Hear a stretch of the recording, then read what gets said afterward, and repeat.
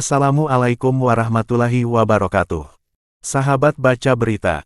Sebagian kita sudah sering mendengar kalimat politik itu kotor dan kejam. Kali ini saya ingin mengulas kalau kalimat itu betul adanya dan kadang tersamarkan. Tapi sebelumnya kami berharap para sahabat baca berita meluangkan waktu untuk menekan tanda like, warna merah, dan lonceng. Kalau sudah silakan duduk santai sambil minum segelas kopi. Memenjarakan Anies adalah salah satu jalan untuk menjegal Anies mengikuti Pilpres 2024. Memilih jalur demokrasi adalah jalan damai bagi saring tanggung jawab mengurus bangsa ini. Namun, memenjarakan Anies atas dasar haus kekuasaan, merupakan bentuk kekerasan yang akan selalu dikenang sebagai jalan yang keliru. Risiko atau ancaman ekonomi politik ke depan terlalu besar untuk dihadapi rezim Jokowi sendiri. Isu memenjarakan Anies Baswedan sangat kencang setelah berbagai media memberitakan video yang diunggah Ketua Bapilu Partai Demokrat Andi Arief. Dalam video tersebut Andi Arief menyebut hanya ada dua pasang calon presiden yang akan bertarung di pemilu 2024. Selain itu, Andi Arief juga menyatakan Anies Baswedan tidak akan maju ke pemilihan presiden 2024 karena akan dijegal dan masuk penjara. Belakangan Andi Arief mengklarifikasi bahwa video tersebut dibuat untuk internal bukan untuk disebarluaskan. Sehubungan dengan beredarnya video wawancara saya, mohon untuk tidak dikutip. Pertama, itu buat internal. Kedua, ada beberapa bagian yang dipotong dan bisa membuat salah paham, cuit Andi Arief di akun Twitter miliknya @andiarif, Senin tanggal 26 September tahun 2022. Meski Andi Arief mengklarifikasi video itu hanya untuk kalangan internal, tapi Andi belum mengklarifikasi tentang isinya. Selain itu, pernyataan Andi sepertinya memperkuat pernyataan SBY sebelumnya. Bahwa dia akan turun gunung meluruskan arah demokrasi karena adanya keinginan kekuasaan merekayasa pemilu hanya diikuti dua calon presiden saja. Publik awalnya menganggap sepele realitas politik yang disampaikan Andi Arief dan SBY. Publik melihat apa yang dilakukan SBY sebatas upaya mengamankan anaknya AHY untuk bisa menjadi cawapres Anies Baswedan, ketimbang urusan bangsa. Namun, kita kembali dikejutkan oleh berita koran Tempo, tanggal 1 Oktober tahun 2022, yang memberitakan upaya Ketua KPK Firly Bahuri untuk memenjarakan Anies Baswedan. Dalam berita yang viral di media sosial, Tempo menulis judul, Manuver Firly Menjegal Anies, yang memuat antara lain. Ketua KPK Firly Bahuri ditenggarai terus-menerus mendesak Satuan Tugas Pengusut Kasus Formula E untuk menetapkan Anies sebagai tersangka. Namun, tim pengusut kesulitan menemukan bukti permulaan. Tempo yang terkenal dengan kemampuan investigasi, menguraikan bahwa Firly berusaha keras menjadikan Anies tersangka sebelum Anies ditetapkan sebagai capres oleh beberapa partai yang akan mendukungnya. Intervensi Firly ini juga dengan mencari berbagai ahli, seperti ahli hukum pidana Profesor Romli Atmasasmita. Untuk dirayu memberikan pandangan hukum bahwa Anies bisa jadi tersangka, dalam berita ini Romli menolak. Alhasil kita melihat rangkaian koeksistensi pernyataan SBY dan Andi Arief dengan berita Tempo. Memang ada kecenderungan penggunaan kekuasaan dalam merusak demokrasi saat ini. Mengapa Anies harus dipenjarakan? Memenjarakan Anies adalah salah satu jalan untuk menjegal Anies mengikuti Pilpres 2024. Cara yang lainnya adalah mempertahankan PT Presidential Threshold yang tinggi 20%. Menghalangi terbentuknya koalisi partai-partai yang bisa mengusung Anies dan menghancurkan potensi logistik pengusung Anies. Namun, cara ini kelihatannya tidak akan sukses. Sebab, koalisi pendukung Anies, yang dimotori Surya Paloh, semakin kemari semakin solid. Ada tiga hal penting memotivasi penjegalan Anies. Pertama, survei-survei Pilpres tentang Anies. Kedua, pandangan geostrategis Anies. Ketiga, trauma kekalahan Ahok 2017. Soal survei-survei kita harus membagi survei yang tergolong kredibel dan propagandis. Dari semua survei dengan jenis manapun, Anies masuk dalam tiga besar. Artinya, sulit menyingkirkan Anies dari survei. Selanjutnya adalah survei kredibel. Kredibel bukan dalam pengertian research, tapi lembaga surveinya. Yang ingin saya bahas adalah hasil survei CSIS terbaru.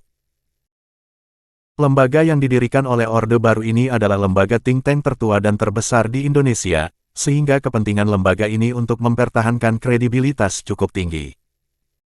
Nah, CSIS mengeluarkan survei terbaru yang mengagetkan. Jika terjadi head-to-head antara Anies Ganjar maupun Anies Prabowo, Anies menang. Anies lawan Ganjar 47,8%, 43,9%, Anies lawan Prabowo 48,6%, 42,8%, dan Ganjar lawan Prabowo 47,25%, 45%. Kenapa kaget? Dari sisi metodologi, konsep survei dengan metode general to focus mulai 14 capres, pengecilan ke 7 capres, lalu ke 3 capres dan diakhiri ke head-to-head adalah metode reiterasi dan penegasan, di mana responden berjenjang tanpa keraguan memilih calonnya. Hasil ini sulit diragukan, karena konsistensi responden dapat menunjukkan reliabilitas alat survei tersebut. Survei CSIS ini mengambil responden milenial dan generasi Z umur 18-39 tahun. Jumlahnya diperkirakan 60% pemilih kita saat ini. Meskipun kita tidak bisa menarik ekstrapolasi dan membangun kesimpulan untuk seluruh populasi, namun suara milenial dan suara generasi Z ini adalah suara masa depan Indonesia. Ini merupakan bukti pembusukan terhadap Anies selama ini, baik dengan isu hukum, identitas Arab non-Jawa, gagal membangun Jakarta, tidak mampu menghancurkan Anies. Alasan lain penjegalan Anies adalah pandangan geostrategis Anies. Selama ini Anies terlihat dekat dengan Barat. Berbeda dengan Jokowi yang dekat ke Beijing. Terakhir terlihat Anies menjadi tamu keluarga Lee, penguasa Singapura, selama 5 hari, beberapa minggu lalu. Menjadi tamu keluarga Lee berbeda dengan beberapa elit kita yang hanya diundang oleh Raja Ratman Institute, Nanyang Technology University atau lembaga lainnya di Singapura. Diundang keluarga Lee artinya Anies tidak diragukan oleh Barat dan Chinese Overseas Network. Kedekatan Anies dengan Barat tentu mencemaskan Beijing yang selama ini berusaha mengendalikan Indonesia dan negara-negara ASEAN lainnya. Menurut Rizal Dharmaputra, pengangkatan mantan Duta Besar China di Indonesia menjadi Direktur Asia Kementerian Luar Negeri China merupakan simbol keseriusan China untuk tetap mendominasi politik Indonesia. Artinya, kehadiran Anies menjadi sebuah kecemasan, khususnya ketika pertarungan Barat Beijing semakin menegangkan di kawasan ini, dan Laut China Selatan. Ketiga, adanya benturan identitas yang tersimbol pada Anies, sejak pertarungan Anies melawan Ahok tahun 2017 di Jakarta. Orang-orang yang mengidentifikasi diri sebagai bukan identitas Anies, meyakini bahwa Anies adalah ancaman besar bagi keberlanjutan dominasi mereka dalam era kepemimpinan Jokowi. 3 alasan penjegalan Anies di atas sebenarnya bukan problem Anies sendiri. Pertama, kemenangan seseorang dalam bingkai demokrasi adalah tanggung jawab bangsa ini secara keseluruhan. Upaya rezim Jokowi untuk merusak demokrasi dengan isu perpanjangan jabatan dan isu 3 periode semakin kemari semakin mengecil. Terakhir upaya kelompok tersebut menjadikan Jokowi wakil presiden 2024, mungkin mendampingi Prabowo. Namun, rencana ini tidak mendapat dukungan rakyat. Jikalau demokrasi dijalankan dan Anies memenangkan pertarungan melawan Ganjar dan Prabowo, maka itulah pilihan terbaik rakyat. Tentu saja jangan sekali-kali diintervensi kekuasaan. Soal geopolitik, Indonesia memang sampai saat ini belum melihat untungnya bersekutu dengan China. Baik dari sisi pembangunan maupun pengentasan kemiskinan. Yang berkembang selama ini malah kemiskinan dan pengangguran yang terus membesar, berkuasanya oligarki, hutang melangit, munculnya kebencian terhadap ulama. Hancurnya demokrasi dan hak asasi manusia serta penangkapan tokoh-tokoh oposisi tanpa tuduhan yang jelas. Sedangkan soal ketiga, yang menyangkut pertarungan identitas, pihak non-Anies harus refleksi diri. Identitas yang terafiliasi dengan Anies adalah identitas perlawanan terhadap kaum kolonial. Artinya bersifat historis. Apalagi berbagai tokoh yang tadinya berseberangan dengan Anies, seperti Suni Tanujiwijaya, tangan kanan Ahok, dan Surya Chandra, tokoh buruh yang membangun partai PSI, sudah menyatakan mendukung Anies ke depan. Keduanya adalah kelompok oposit Anies selama ini. Artinya, urusan identitas ini dapat diselesaikan jika mau. Risiko memenjarakan Anies.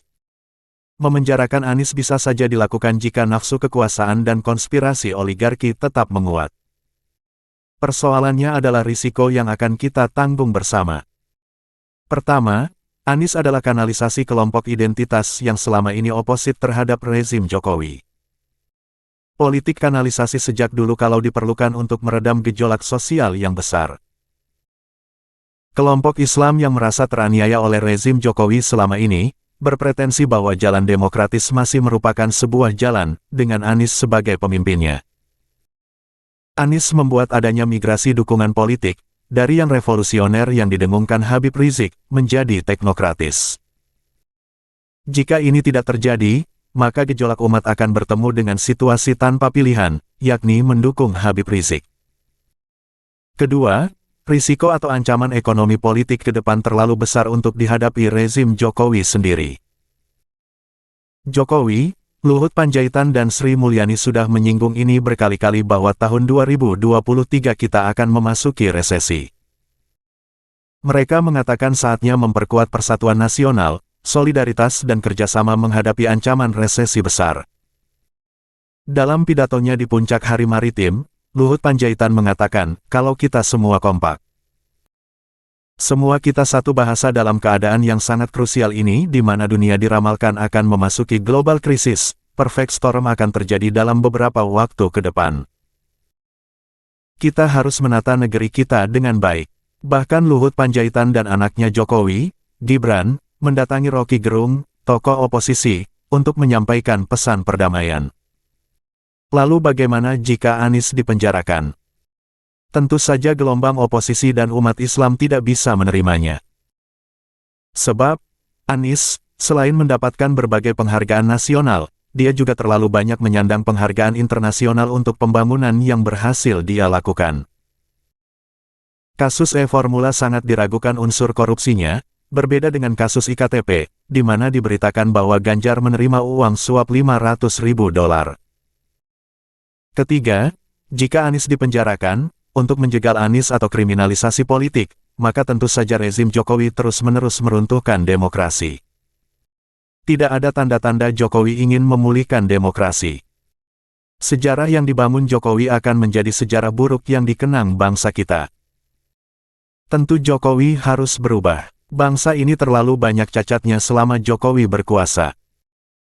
Satu soal saja seperti kasus Sambo, di mana cita-cita supremasi hukum berubah menjadi mafia hukum, sudah menyita energi bangsa yang besar.